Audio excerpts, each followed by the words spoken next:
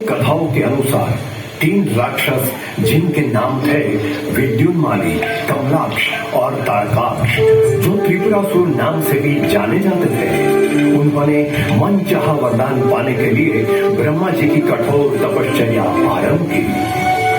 ओम ब्रह्मदेवाय नमः। ओम ब्रह्मदेवाय नमः। ओम ब्रह्मदेवाय नमः।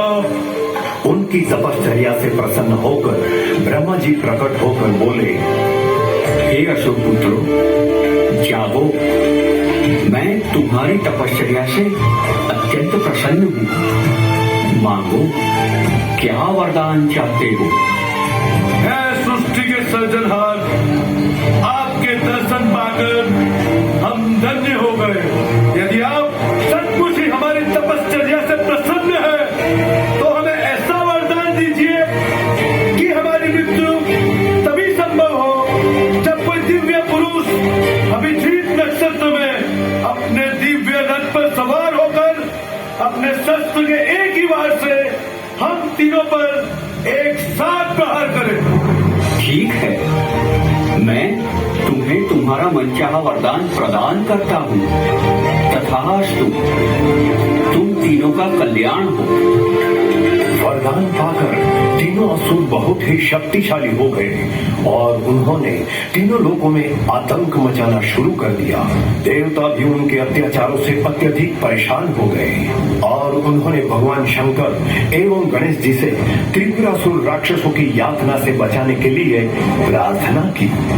नारायण नारायण नारायण। हे गणेश जी, हे भोलेनाथ, इन त्रिपुरासुर राक्षसों ने त्रिलोक में हाहाकार मचा दिया है।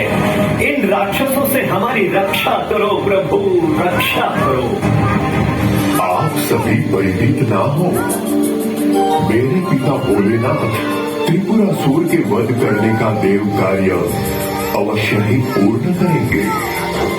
त्रिपुरासुर के वध का दायित्व उठाते हुए भगवान शंकर ने एक दिव्य रथ का निर्माण किया और अभिजीत नक्षत्र में उस 7 अश्वों के दिव्य रथ पर आरूढ़ होकर तीनों राक्षसों को युद्ध के लिए ललकारने लगे।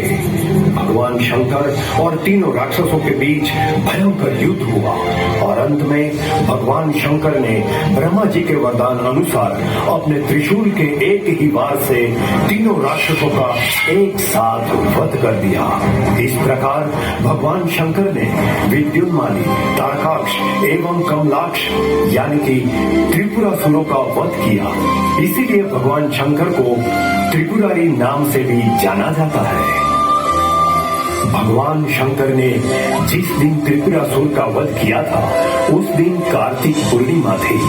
देवताओं ने तीनों असुरों का वध होने की खुशी में पृथ्वी पर आकर असंख्य दीपमालाएं प्रज्वलित की। तभी से पृथ्वी लोक में हर वर्ष कार्तिक पूर्णिमा का दिन देव दिवाली के रूप में मनाया जाता है।